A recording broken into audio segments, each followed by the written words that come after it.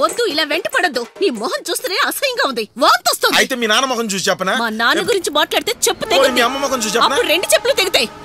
Too much చేస్తున్నావు. ఏంటి వెంట పడద్దంటే ఎందుకు పడుతున్నావు? అలాగా చూడు, ఈ ఏరియాలో నేనే నీకు సెక్యూరిటీనే. నువ్వు కాదురా, మా నాన్నేరా నాకు సెక్యూరిటీ. అని చెప్పు తీసుకు కొడతా. నిన్ను కొడతాను రా చెప్పుతో. పని పాట లేకుండా నా వెంట పడుతున్నావా?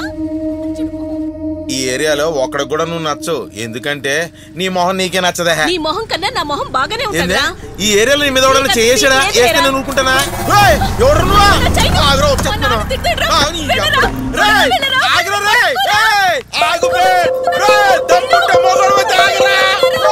ఇంకా పరిగెట్ల రాగరా, దమ్ముంటే నా మీద గెలిచి ఇక్కడి నుంచి పోండ్రా.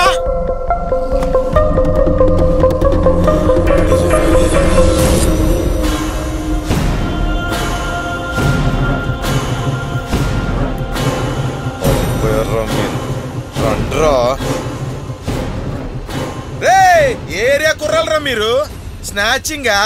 నేను వాచింగ్ రా. బ్లడ్ ఫుల్ నా డార్లింగ్ చేయనది ఇవరా.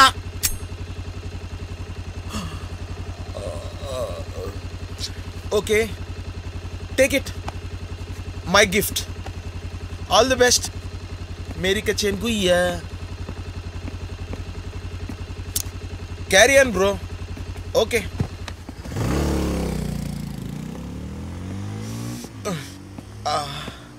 కూల్.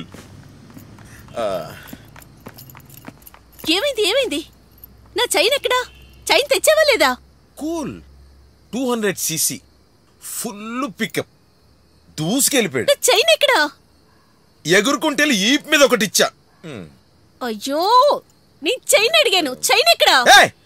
రోల్ గోల్ చేయరా కదా, ఎందుకు అరుస్తున్నావు? మీ నాన్నవారు నీ ముఖానికి గోల్ చేరేసాడా? పదం. ఇర్విన్ వాలెస్ అనే రచయిత the intimate sex life of famous people అని ఒక సంకలనం ప్రచురించాడు.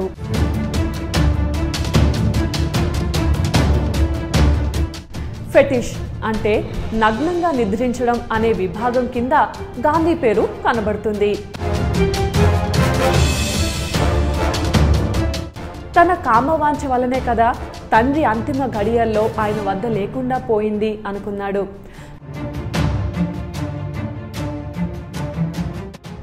గాంధీ బ్రహ్మచర్య ప్రయోగాల గురించి అర్థం చేసుకోవాలంటే సెక్స్ గురించి గాంధీ అభిప్రాయం తెలుసుకోవాలి.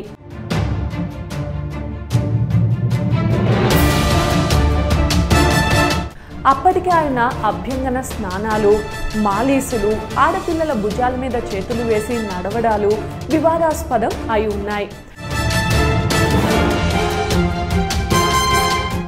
దీక్ష శారీరక బ్రహ్మచర్యానికే పరిమితం కాకుండా మానసికంగా కూడా తను బ్రహ్మచారి కావాలని ఆయన ఆశించాడు.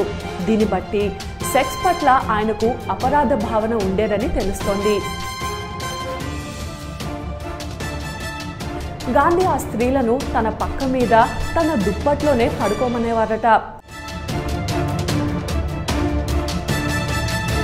2010లో జార్జ్ ఆడమ్స్ అనే ఆయన గాంధీ నేకెడ్ అంబిషన్ అనే పుస్తకం రాస్తూ మళ్లీ వీటి గురించి విమర్శించాడు.